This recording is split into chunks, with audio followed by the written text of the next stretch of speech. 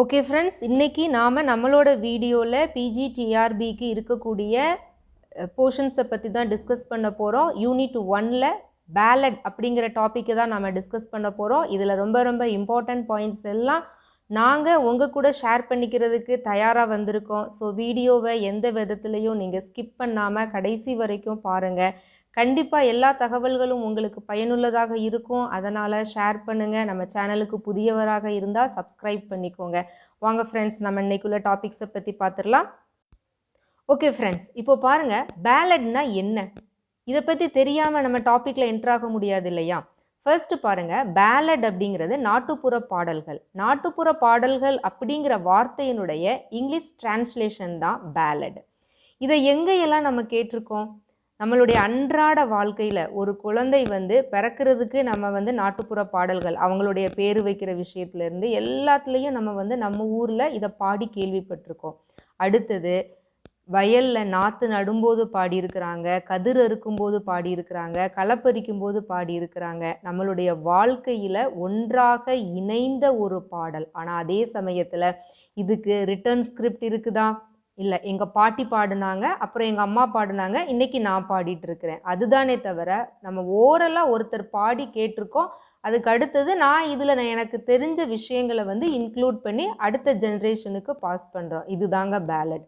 அப்போது இதுக்கு எப்படியெல்லாம் டெஃபனிஷன்ஸு, என்ன மாதிரியான ஆரிஜின்ஸில் இருந்து வந்துச்சு அப்படிங்கிறத பற்றி தான் இப்போ நம்ம டீட்டெயில்டாக நம்மளோட வீடியோவில் பார்க்க போகிறோம்.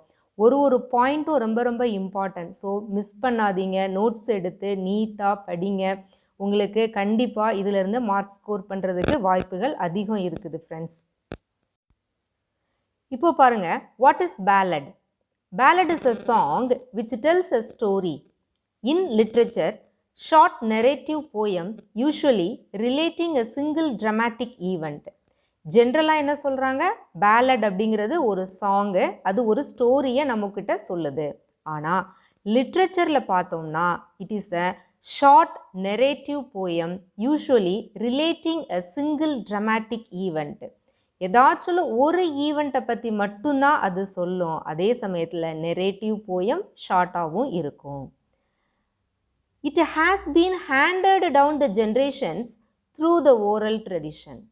ஒரு ஜென்ரேஷன்லேருந்து அடுத்த ஜென்ரேஷனுக்கு இதை எப்படி பாஸ் பண்ணியிருக்கிறாங்க? Through the oral tradition. எழுத்துப்பூர்வமாக பேலட்டுக்கு எந்த ஒரு அடையாளங்களும் கிடையாது. எல்லாமே நம்ம முன்னோர்கள் பாடினதை கேட்டு அடுத்த தலைமுறை, நம்மளுடைய முன்னோர்கள் பாடினதை கேட்டு பக்கத்தில் இருக்கிறவங்க அவங்களுடைய ரீஜியனுக்கு ஏற்றபடி அதில் ஒரு சேஞ்சஸை கொண்டு அவங்க பாஸ் பண்ணிக்கிட்டாங்க. இதுதான் ஆரிஜின் ஆஃப் த பேலட். இப்போ பாருங்க, ballad was composed by a single author. The authorship remains unknown. அதாவது பேலடை கம்போஸ் பண்ணது ஒரு ஆத்தர் தான், ஆனால் அதோட authorship remains unknown. For example, இப்போ ஒரு குழந்தைய தொட்டிலில் போடுறப்ப ஒரு பேலட் சாங் நரேட் பண்ணியிருக்காங்க. அது ஜென்ரேஷன்ஸாக அந்த சாங் பாஸ் ஆகிக்கிட்டே இருக்குது. ஆனால் ஃபஸ்ட்டு கம்போஸ் பண்ணவங்க யார் அப்படிங்கிறது இன்றைக்கு வரைக்கும் நமக்கு அது தெரியவே தெரியாது. அதை தான் சொல்கிறாங்க. நெக்ஸ்ட் பாருங்கள், it is presented by word of mouth. ஓரலாக தான் ப்ரெசன்ட் பண்ணுறாங்க. Every singer introduces changes both in the text and tune. ஆனால் ஒரு சிங்கர்கிட்ட இருந்து நெக்ஸ்ட் சிங்கருக்கு போகும்போது அதோட டெக்ஸ்ட்லையும் அதோட டியூன்லையும் ஒரு சேஞ்சஸ், அந்த சிங்கர் அவங்களுக்கு பிடிச்ச டியூனை உள்ளே கொண்டு வராங்க அப்படின்னு சொல்கிறாங்க. அடுத்தது, a popular ballad exist in many variant forms. The action in it is dramatic and impersonal. அதாவது ரொம்ப பாப்புலராக இருக்கக்கூடிய பேலட்ஸ் அப்படின்னு எடுத்திங்கன்னா அதில் மெனி வேரியன்ஸ் இருக்குது. ஆனாலும் அதோட ஆக்ஷன் அப்படின்னு எடுத்துக்கிட்டிங்கன்னா அது ட்ராமாட்டிக்காகவும் இம்பர்சனலாகவும் தான் இருக்குது. எந்த ஒரு பேலட் சிங்கரோ அவங்களோட ஓன் ஃபீலிங்கையோ இல்லை அவங்களுடைய ஓன் லைஃப் இம்பேக்டையோ அதில் கொண்டு வர முடியாது. அதுதான் முக்கியமான விஷயம். ஓகே, இப்போ பாருங்க, the narrator begins the ballad with the climatic episode and then tells the story tersely by means of action and dialogue, sometimes only in dialogue. அதாவது அந்த பேலட் சிங்கர் எப்படி ஆரம்பிக்கிறாங்க அவங்களோட பேலட்டை? With the climatic episode. நம்ம இப்போ pastoral எலிஜி அப்படின்ற ஒரு ஜானர் பார்ப்போம். எப்படி அது வந்து அந்த அவங்களோட அந்த க்ரீனரி ஏரியாவை பேசிட்டு தான் அதில் என்ன பேச வராரோ பொயட் வந்து அந்த விஷயத்தை பேசுவாங்க. அதே மாதிரி தான் பேலட் சிங்கரும் என்ன பண்ணியிருக்கிறாங்க, அவங்களுடைய கிளைமேட்டிக் எபிசோடோடு தான் அந்த பேலடை வந்து ஸ்டார்ட் பண்ணியிருக்கிறாங்க. அடுத்தது tells the story tersely by means of action and dialogue. அவங்க சொல்லக்கூடிய அந்த ஆக்ஷனாக இருக்கட்டும், அந்த டயலாகாக இருக்கட்டும், அது வந்து லிசனரோட மைண்டில் வந்து ஒரு ஸ்ட்ராங்காக இருக்கணும் அப்படிங்கிற மாதிரி தான் அவங்க பேசியிருக்காங்க. அடுத்து சம்டைம்ஸ் ஒன்லி இன் டயலாக். அது டயலாகாக மட்டும் கூட இருந்திருக்கலாம், ஆனால் அது வந்து லிசனர்கிட்ட ரொம்ப ஸ்ட்ராங்கான இம்பேக்டை ஏற்படுத்தணும் அப்படின்றது தான் அவங்களுடைய மெயின் எய்மாக இருந்திருக்கு. நெக்ஸ்ட் பாருங்க, the ballad singer presents it without expressing his personal attitudes and feelings. இதுதான் மெயினான விஷயம். பேலட் சிங்கர் அவங்களோட ஓன் ஆட்டிடியூடையோ ஓன் ஃபீலிங்கையோ அந்த பேலட்டுக்குள்ளே கொண்டு வரதே கிடையாது. Next, the term ballad derives its name from medieval Scottish dance song. அந்த பேலட் அப்படிங்கிற நேம், அந்த ஜானரோட நேம் நமக்கு எங்கே இருந்து கிடச்சிருக்கு அப்படின்னு சொன்னால் மிடுவல் ஸ்காட்டிஷ் டான்ஸ் சாங்கில் இருந்து தான் அந்த வேர்டை டிரைவ் பண்ணியிருக்கிறாங்க. இப்போ பாருங்க, it's theme and function may originate from Scandinavian and Germanic tradition of story telling. அதாவது பேலட்டோட தீமும் ஃபங்க்ஷனும் ஜெர்மானிக் அண்டு ஸ்காண்டினேவியன் ட்ரெடிஷனை தான் ஃபாலோ பண்ணியிருக்குது. இதுக்கு ஒரு பெஸ்ட் எக்ஸாம்பிளாக எதை சொல்கிறாங்கன்னா பியோவுல்ஃப் சொல்கிறாங்க. நமக்கு நல்லாவே தெரியும் பியோவுல்ஃப் அப்படிங்கிறது ஒரு எப்பிக் போயம், ஜெர்மானிக் லெஜண்ட்ஸை பற்றி பேசியிருக்குது. ஜெர்மானிக் லெஜண்ட்ஸோட ஹீரோயிக் டீட்ஸ் தான் அதோட மெயின் தீம். அப்போது ஈஸியாக வந்து நம்மளால் கெஸ் பண்ண முடியும். ஸ்காண்டினேவியன் அண்டு ஜெர்மானிக் ட்ரெடிஷனை ஃபாலோ பண்ணி தான் நமக்கு வந்து பேலட்ஸோட தீம் அண்டு ஃபங்க்ஷன் இருந்திருக்கு. நெக்ஸ்ட் பாருங்கள், ballad heavily influenced by the region in which they originate. எந்த ரீஜியனில் அதை கம்போஸ் பண்ணினாங்களோ அந்த ரீஜியனோட இன்ஃப்ளூயன்ஸ் தான் வந்துட்டு அதில் ஹெவியாக இருக்கும். It is a usual one. It used the common dialect of the people. அடுத்தது வந்து அங்கே இருக்கக்கூடிய காமன் பீப்புள் என்ன டயலக்டை யூஸ் பண்ணினாங்களோ அந்த டயலக்டில் தான் பேலட் இருந்திருக்கு. நெக்ஸ்ட் பாருங்கள், common feature of the ballad is repetition the fourth line in the succeeding stanzas or a refrain.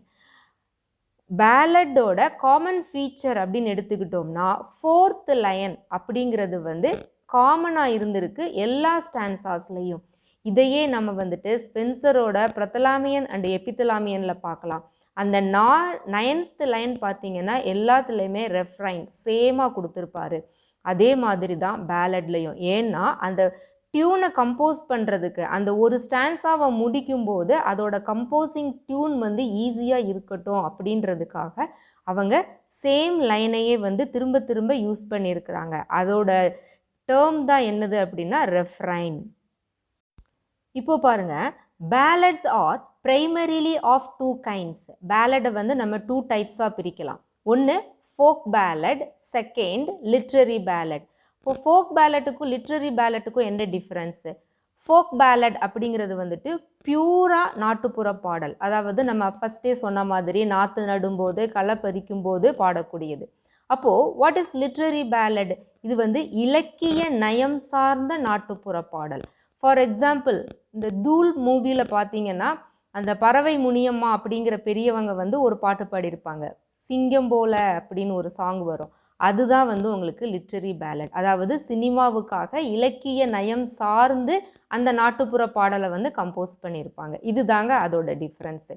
Okay, இப்போ ஃபோக் பேலட்னா அதுக்கான டெஃபனிஷன் என்ன பார்த்துடலாம். It was passed orally from singer to singer, from generation to generation and from one region to another. ஃபஸ்ட்லேருந்து சொல்லிகிட்டே வரக்கூடிய same point ஓரலாக வந்து pass பண்ணுறாங்க, singer to singer, generation to generation and region to region. That's all. At the same time, In the recent past, return ballads became popular. ஆனால் folk ballot எப்படி வந்து once ரொம்ப ஃபேமஸாக இருந்ததோ அதே மாதிரி இப்போ ரீசெண்டாக பார்த்தீங்கன்னா ரிட்டர்ன் பேலட்ஸ் தான் வந்துட்டு ரொம்ப பாப்புலராக இருக்குது. இதுக்கு ரீசன் என்ன சொல்லலாம் அப்படின்னு சொன்னால், இந்த பாப் சிங்கர்ஸ் நிறையா பேர் வந்துட்டு அன்னைக்கு இருந்த அந்த ஃபோக் பேலட்டை இன்னைக்கு வந்து ரீசண்டாக ப்ரெசண்ட்டாக இருக்கக்கூடிய இன்ஸ்ட்ருமெண்ட்டோட யூசேஜோட அடிப்படையில் ரொம்ப ஃபேமஸ் ஆக்கிட்டு வராங்க. Folk ballads deal with the common people rather than the nobility. Folk ballad வந்து எந்த மனிதனுடைய வாழ்க்கை முறையை பேசுது? Common people. டெஃபினட்டாக, ஏன்னா அதை பாடுறவன் ஒரு காமன் மேன். அதனால் அவன் தன்னுடைய வாழ்க்கையில் நடந்த விஷயங்கள், தன்னோட ஃபேமிலியில் இருந்த விஷயங்களை பற்றி மட்டும்தான் பேச முடியும். நொபிலிட்டி பீப்புள் அவங்களுடைய லைஃப் ஸ்டைலை பேசுகிறதுக்குன்னு சொல்லிட்டு தனியாக ஒரு பொயட்ஸை வச்சுருந்தாங்க. ஸோ அவங்க வந்து இந்த ஏரியாவுக்கு வரவே மாட்டாங்க. நெக்ஸ்ட் பாருங்கள், the supernatural plays a major role in them. அடுத்தது சூப்பர் நேச்சுரல், அது வந்து இதில் இம்பார்ட்டன்ட் ரோலாக இருந்திருக்குது பேலட்டோட கம்போசிங்கில். Refrains and repetitions are the common characteristics of a folk ballad. Refrain நம்ம ஃபஸ்ட்டே பார்த்தோம், அடுத்தது ரெப்பிட்டேஷன். இந்த ரெண்டுமே வந்துட்டு காமன் கேரக்டரிஸ்டிக்காக ஃபோக் பேலடில் இருந்த ஒன்று. The language in it is simple, the rhythm is much prominent. அதாவது பேலட்டோட லாங்குவேஜ் வந்து சிம்பிளாக இருந்திருக்கு. பிகாஸ் த கம்போசர் வந்துட்டு காமன் பீப்புள், ஆனால் அதோட ரித்தம் அப்படிங்கிறது வந்துட்டு மச் ப்ராமினன்ட், ரொம்ப இம்பார்ட்டன்ட். அவங்க வந்து எந்த அளவுக்கு ஈவெண்ட்டுக்கு இம்பார்ட்டன்ஸ் கொடுத்தாங்களோ அதே மாதிரி ரித்தம்க்கும் வந்து இம்பார்ட்டன்ஸ் கொடுத்துருக்குறாங்க. அடுத்து பாருங்கள், many Scottish and English ballads have survived from the middle ages. நிறையா இங்கிலீஷாக இருக்கட்டும், ஸ்காட்டிஷ் பேலட்ஸாக இருக்கட்டும், எப்போ இருந்தே உங்களுக்கு சர்வைவ் ஆகிருக்கு அப்படின்னு சொன்னால் மிடில் ஏஜஸில் இருந்து. Next, in America the folk ballad tradition is still alive in the Appalachian mountains. இப்போ கூட அப்பலேச்சியன் மவுண்டைனில் அந்த பேலட் ட்ரெடிஷன் வந்துட்டு லைவாக இருக்குது, இன்னமும் அது உயிரோடு தான் இருந்துகிட்ருக்குது. நம்ம சைடில் வந்து நிறையா அது காணாமல் போயிடுச்சு. நம்மெல்லாம் வந்து வெஸ்டர்ன் கல்ச்சரை ஃபாலோ பண்ணி நம்மளுடைய பாரம்பரியத்தை நிறையா மறந்துட்டுருக்குறோம். ஆனால் இன்னமும் வந்து அமெரிக்காவில் அப்பலேச்சியன் மவுண்டைன்ஸ் ஏரியா சுற்றி பார்த்திங்கன்னா அந்த பேலட் ட்ரெடிஷன் கம்போசிங்காக இருக்கட்டும், இல்லை அவங்களுடைய ஓல்டு பேலட்ஸாக கூட இருக்கலாம், but still they are following. இப்போது பாருங்கள், இப்போ எந்த ஒரு ஜானராக இருக்கட்டும், இல்லை ஒரு கிங்காக இருக்கட்டும், அவங்களுக்குன்னு சொல்லி ஒரு கோல்டன் பீரியட் நம்ம சொல்லியிருப்போம் இல்லையா? அந்த மாதிரி கோல்டன் ஏஜ் ஆஃப் பேலட் கம்போசிங்கில் இருக்கக்கூடிய கோல்டன் பீரியட் அப்படின்னு எடுத்துக்கிட்டோம்னா between the 14th century and the middle of the 17th century. 14th centuryக்கும் மிடில் ஆஃப் த 17th centuryக்கும் இடைப்பட்ட காலத்தில் வந்துட்டு பேலட்டோட கோல்டன் பீரியட் அப்படின்னு சொல்லலாம். அந்த டைமில் தான் நிறைய கம்போஸ் பண்ணியிருக்கிறாங்க, நிறைய இடத்துக்கு இதை வந்து பாஸ் பண்ணியிருக்கிறாங்க. நெக்ஸ்ட் பாருங்கள், the ballad tradition most active in the 15th century, but the same time அது ரொம்ப ஆக்டிவாக இருந்தது அப்படின்னு சொன்னால் அது வந்து 15th centuryயில் இருந்திருக்கு. அடுத்தது எங்கே இந்த பேலட் ட்ரெடிஷன் ரொம்ப ஸ்ட்ராங்காக இருந்தது அப்படின்னு சொன்னால் நார்த் ஈஸ்ட் ஸ்காட்லாண்டில் இருந்திருக்கு. அடுத்து பாருங்கள், many of the ballad had their theme the border feud between England and Scotland. நிறையா பேலட்டோட தீம் என்னவாக இருந்திருக்கு அப்படின்னு சொன்னால் எல்லை பிரச்சனைகளில் ஏதாச்சும் ஒரு வீரன் உயிரிழந்ததையோ அல்லது ரெண்டு நாடுகளுக்கு நடுவில் உள்ள எல்லை பிரச்சனையில் அந்த எல்லையில் இருக்கக்கூடிய கிராமங்கள் இருந்திருக்கும் இல்லையா, அது எந்தளவுக்கு சஃபரானாங்கிறத பற்றியோ கூட பேசியிருந்திருக்கலாம். ஆனால் மெயினான தீமாக எதாக இருந்திருக்குது, அந்த பார்டர் ப்ராப்ளம்ஸ் தான் இருந்திருக்குது. அதுவும் எங்கே, இங்கிலாந்துக்கும் ஸ்காட்லாண்டுக்கும் நடுவில். இதை நீங்கள் ஈஸியாக வந்து கோரிலேட் பண்ணி பார்க்கலாம். வேர்ட்ஸ்வர்த்தோட சாலிட்டரி ரீப்பரில் பார்த்தீங்கன்னா பொயட் வந்து அவரோட வாக்கிங் டைமில் வந்து கேட்கக்கூடியதை என்ன சொல்லியிருப்பார், அந்த லேடி வந்து ஸ்காட்டிஷ் லாங்குவேஜில் தான் பாடினாங்க, ஆனால் அவங்களுடைய வாய்ஸில் வந்துட்டு கிவ்ஸ் அ மெலன்கலி, ரொம்ப ஈஸியாக வந்து நம்மளால் அண்டர்ஸ்டாண்ட் பண்ண முடியுது. அவங்களோட சோகத்தை அவங்க தன்னுடைய வீட்டில் நடந்த ஏதோ ஒரு பேட் இன்சிடெண்ட் அல்லது தன்னுடைய ஊரில் நடந்த ஒரு பேட் இன்சிடெண்ட்டை பற்றி பாடியிருக்கலாம். But I couldn't understand the language, but at the same time I can feel her feeling. அதுதான் இப்போவும் என் மனசில் நிற்கிது அப்படின்னு சொல்லி அழகாக சொல்லியிருப்பார். ஸோ இதை நீங்கள் கோரிலேட் பண்ணி பார்த்தீங்கன்னா இதோட பாசிபிலிட்டிஸை ஈஸியாக நம்மளால் அண்டர்ஸ்டாண்ட் பண்ண முடியும். இப்போ பாருங்கள், நெக்ஸ்ட் வந்து திஸ் ட்ரெடிஷன் இன்க்ளூட்ஸ் 2 groups ஆஃப் ballad strains, local, historical and supernatural. அதாவது இப்போ என்ன சொல்கிறாங்கன்னா, இந்த பேலட் ட்ரெடிஷனில் வந்துட்டு 2 டெரிவேஷன்ஸ் இருந்திருக்குது. ஃபஸ்ட்டு நம்ம பார்த்தது 2 கைண்ட்ஸ், இப்போ நம்ம பார்க்குறது வந்துட்டு 2 டெரிவேஷன்ஸ். அது என்னது அப்படின்னு சொன்னால் லோக்கல் 1, நெக்ஸ்ட்டு வந்துட்டு ஹிஸ்டாரிக்கல் அண்டு சூப்பர் நேச்சுரல். அப்போ லோக்கல் பேலட் அப்படின்னா அதில் எதை வந்து மெயின் தீமாக வச்சுருக்காங்க, ஹிஸ்டாரிக்கல் அண்டு சூப்பர் நேச்சுரல் அப்படின்னா அதில் எதை மெயின் தீமாக வச்சுருக்காங்க பாருங்கள். லோக்கல் பேலட் அது வந்துட்டு focusing on local life. From the heading itself we can easily understand. Local ballad அப்படின்னு சொல்லும்போதே வந்துட்டு லோக்கலில் அவங்க வாழக்கூடிய அந்த பேலட் கம்போசர் வாழக்கூடிய பகுதியில் இருந்த ஹீரோயிக் டீட்ஸை வந்து அவங்க கம்போஸ் பண்ணி நெக்ஸ்ட் ஜென்ரேஷனுக்காக வந்து அவங்க கொடுத்துருக்காங்க. At the same time historical and super natural அது எப்படி இருந்திருக்குது, it comes from the external influence. இது எங்கேருந்து கிடச்சிருக்குது அப்படின்னு சொன்னால் எக்ஸ்டர்னல் இன்ஃப்ளூயன்ஸ். அதாவது அந்த பேலட் சிங்கர் வந்துட்டு வெகு தூரத்துலேயோ அல்லது தன்னுடைய முன்னோர்களின் மூலமாக அவங்க கேட்டறிந்த செய்தியை தான் வாழக்கூடிய பகுதியில் உள்ள மக்களுக்கு ஒரு வீரத்தை கொடுக்கணும் அப்படிங்கிறதுக்காக அவங்க கம்போஸ் பண்ணது. அதை தான் வந்து எக்ஸ்டர்னல் இன்ஃப்ளூயன்ஸ் அப்படின்னு சொல்கிறாங்க. But the same time current opinion எப்படி இருக்குது, traits of balladness explained by the communal theory. ஆனால் இன்னைக்கு வந்துட்டு ஒரு பேலட் அப்படின்னு எடுத்தோம் அப்படின்னு சொன்னால் அதை வச்சுட்டு இது எந்த ஏரியாவில் கம்போஸ் பண்ணியிருப்பாங்க, இதில் இருக்கக்கூடிய தீம் வந்து யாரை பற்றினது அப்படிங்கிறத தெரிஞ்சுக்கிறதுக்காக கூட இருக்கலாம் அப்படின்னு சொல்லி நம்ம இன்றைக்கி சொல்கிற அளவுக்கு அதனுடைய ட்ரெடிஷன்ஸில் வந்து நிறையா சேஞ்சஸ் நமக்கு கிடச்சிருக்குது.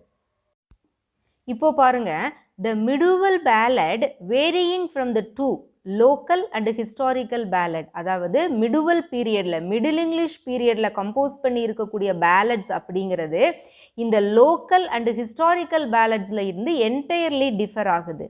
அடுத்து பாருங்கள், it is a genre of oral poetry. ஃபஸ்ட்லேருந்தே நம்ம பார்த்துட்ருக்குறோம் இது ஓரல் ட்ரெடிஷன் அப்படின்னு சொல்லிட்டு. ஸோ பேலட் அப்படிங்கிறது எந்த ஜானரில் வருது, ஓரல் பொய்ட்ரியில்.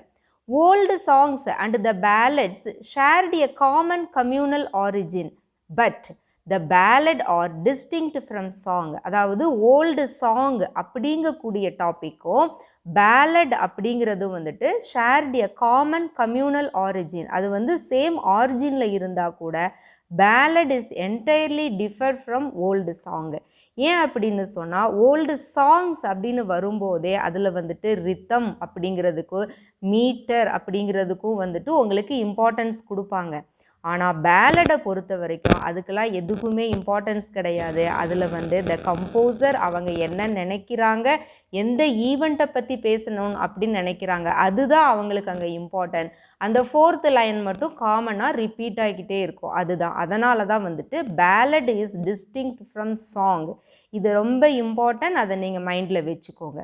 அடுத்து பாருங்கள், usually the ballad contains a story, it relates memorable chivalric deeds. எல்லா பேலட்ஸும் ஒரு ஸ்டோரியோடு தான் இருக்குது. அந்த ஸ்டோரி வந்து யாரை பற்றினது அப்படின்னு சொன்னால், எதை பற்றினது அப்படின்னு சொன்னால் ஒரு சிவால்ரிக் டீடு, ஒரு வீர கதையை வந்து பேஸ் பண்ணி தான் அந்த ஸ்டோரியை அவங்க வந்து சொல்லியிருக்கிறாங்க.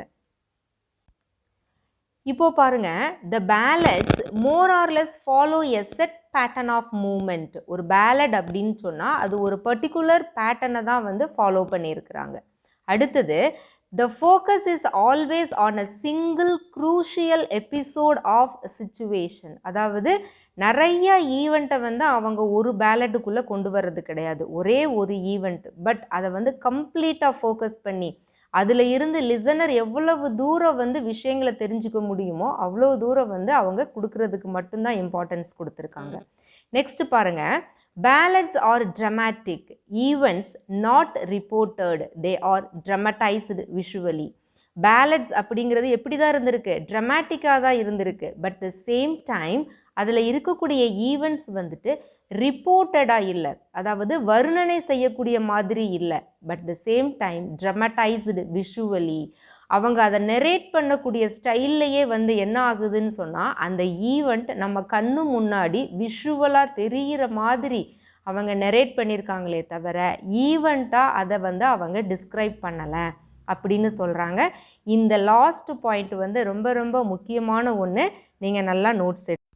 இப்போ பாருங்க, dialogue is given pride of place in most of the ballads. அதாவது அந்த பர்டிகுலர் ரீஜியனில் என்ன லாங்குவேஜ் அவங்க யூஸ் பண்ணினாங்களோ அதுக்கு தான் அவங்க ரொம்ப ரொம்ப இம்பார்ட்டன்ஸ் கொடுத்துருக்குறாங்க. Next, simplicity and economy of expression are the characteristic feature of the ballad language. Ballad லாங்குவேஜில் இருந்த காமனான கேரக்டரிஸ்டிக் ஃபீச்சர் என்ன அப்படின்னு சொன்னால் சிம்பிளிசிட்டி, ஆல்ரெடி நம்ம இதை பார்த்துருக்குறோம், and economy of expression. Next பாருங்கள், the old ballads were hardly ever didactic in content, they were descriptive rather than prescriptive and moral tag are notably absent. old ballad அது வந்துட்டு hardly ever didactic in content, artificial அப்படிங்கிறதுல இருந்துட்டு கண்டிப்பாக என்டையராக differ ஆகுது. எதையுமே அவங்க ஆர்டிஃபிஷியலாக கொடுக்கவே இல்லை. கண்ணால் எதை பார்த்தாங்களோ, எந்த வாழ்க்கை முறையில் அவங்க வாழ்ந்தாங்களோ அதை பற்றி தான் பேசியிருக்கிறாங்க. அடுத்தது, தே வேர் டிஸ்கிரிப்டிவ் ராதர் தேன் ப்ரிஸ்கிரிப்டிவ், அதாவது அவங்க எதை எக்ஸ்ப்ரெஸ் பண்ணுறாங்களோ அது வந்துட்டு ஓவர் எக்ஸ்ப்ரெசிவாக இல்லை, கரெக்டானதாக தான் இருக்குது. அடுத்தது, moral tag are notably absent. Moral tag அப்படிங்கிறது வந்து அதில் ஆப்சண்ட் ஆகி இருக்குது அப்படின்னு சொல்லிட்டாங்க. இப்போ பாருங்க, the ballad fabric is generally woven of 3 strand structure. அதாவது ballad fabric அப்படிங்கிறது வந்துட்டு ஒரு 3 strand structure அப்படின்னு சொல்கிறாங்க. அது என்னென்னது? the stanzaic structure, the structure of character, the structure of narration. இது மூணும் வந்து அதோட ஸ்ட்ரக்சரில் இருக்கக்கூடிய ஒரு 3 strand.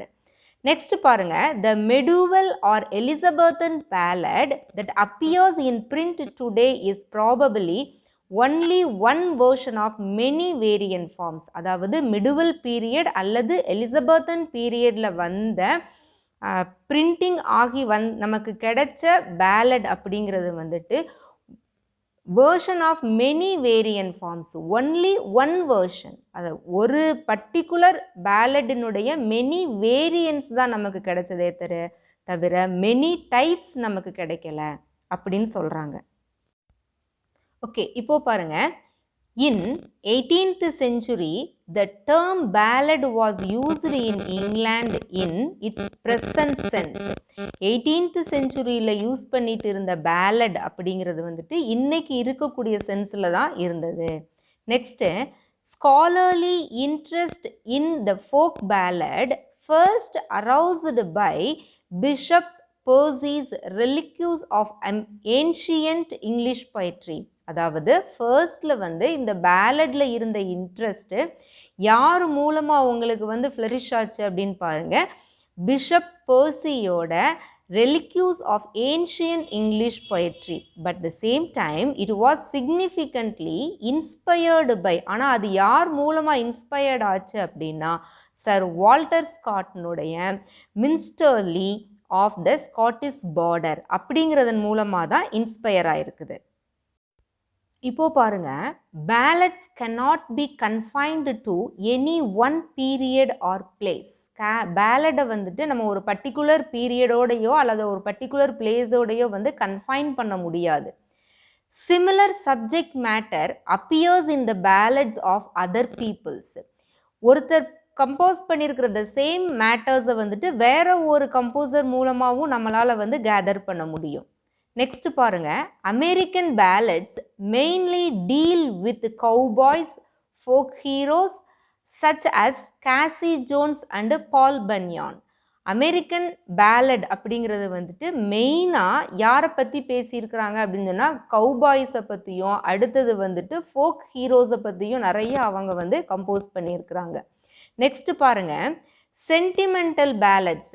மேக்ஸிமம் நம்ம என்னென்னு பார்த்தோம், பேலட்ஸ் அப்படிங்கிறது வந்துட்டு ஹீரோயிக் ஈவெண்ட்டை தான் வந்து பேசியிருக்குது, சிவால்ரிக் டீட்ஸ் தான் அதோட மெயின் தீம் அப்படின்னு சொல்லிட்டு.